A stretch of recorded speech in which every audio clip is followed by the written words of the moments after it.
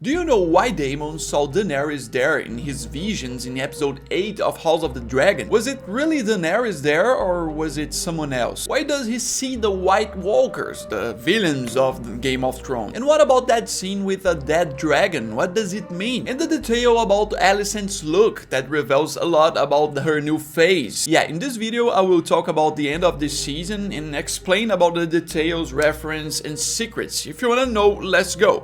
Hello everyone who watching this beautiful channel. My name is João Victor and I'm back to talk about House of the Dragon, but now it's about the finale. This ending that doesn't seem like a season finale, and this has something to do with some HBO decisions. It's like a 1-hour trailer for season 3, and also there's a bunch of details, reference and much more. But first, don't forget to check the like in this video. Don't forget to subscribe if you want more content about House of the Dragon and many shows. Thank you for your patience with my English. I will keep trying to practice and improve it, and there we go. Yeah, nothing big really happens in this episode 8. They really only prepare for big things, but in the opening we already have the first detail, which is a change that refers to the dragons. The new dragons for Rhaenyra's side that we first saw in episode 7 that will be part of these battles in season 3. Let's talk about the new opening. Yeah, every 2 or 3 episodes there's a change in this opening of the season, and for this episode 8 is not different. We see some new dragons that are working for the black side, reference to Vormithor, to Silverwing, also to Ship's Thriller that we don't see much in this episode 8, but we are going to see more in season 3. And also there's some difference in the last scene of this opening, because in the previous episodes we saw some blood going to the logo. After this they changed to black blood, to some black ink, and now there's no blood, there's no ink, only these lines moving towards the logo that bring us the idea that the situation is undefined for the future. This first one is not really a big change, but it's very important to talk about here. And there we go to the next one, the next very important detail in this episode that is more interesting to explain a very important point in this story, a very important point about a dragon. Let's talk about Sunfire's situation. Yeah, because in this scene we see Aegon in his bed talking about Sunfire, and he says that his dragon is dead. And it's crazy because Sunfire is very useful for this story, is very important, and they killed him in the show. Basically the answer is no, because in the episode 5 we have a reference to this,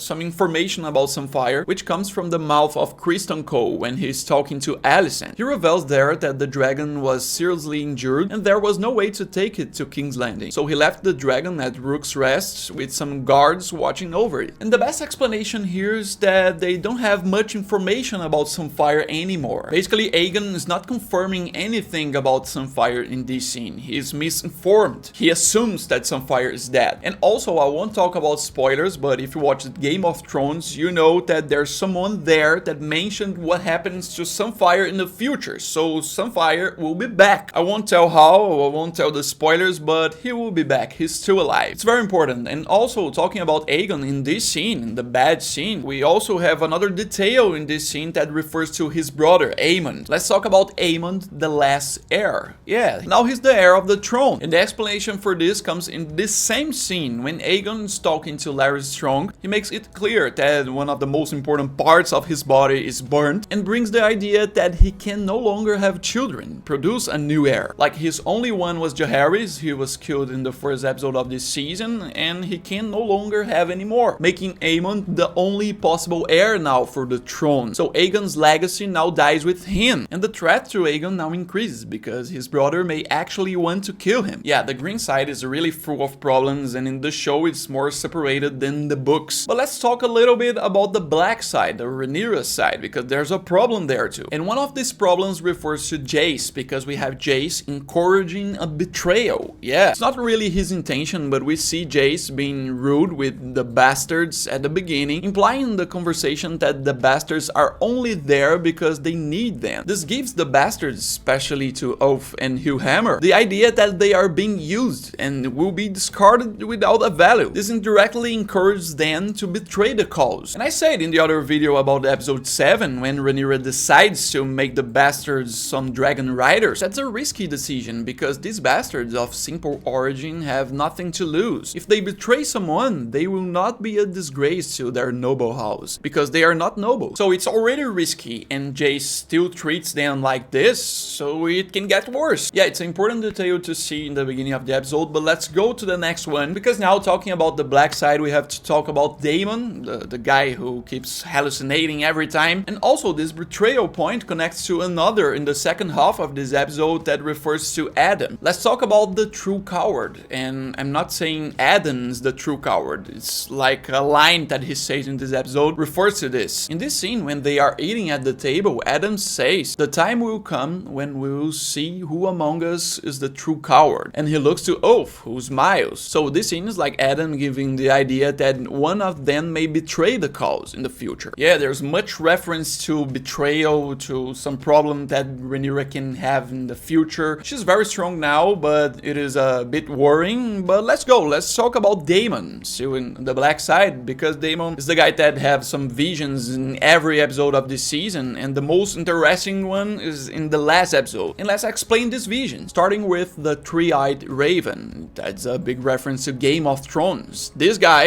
it's a confirmation that the raven is bringing rivers. That's a reference to the books. There was a speculation that who is the raven, the real raven in the show, in the story. In Game of Thrones, we see the same guy in older version. That is a big connection to Bronn and everything there. And now House of the Dragon confirms that this guy is the real three-eyed raven. It's like a prophecy that this guy will show up in the future like this. And also we have more going to the next one. That is also another detail. Let's talk about the death of the dragons. In this vision, we also see this scene that refers to Meleys, the Rhaenys dragon that died in episode 4 of the season. And behind it, we see other dragons symbolizing the dragons that will still die, and we still see a piece of Red Keep. The Red Keep so far away, and it's a reference that it happens in King's Landing, and where in King's Landing. So to explain this, I will have to tell some spoilers from the books, and I won't do it in this video, but what I can say is that this scene makes it seem like many dragons are going to die at the same time in an event that happens in King's Landing. If you know, you know. If you don't know, go put in the comments what you think about it. And let's go to the next detail in this vision,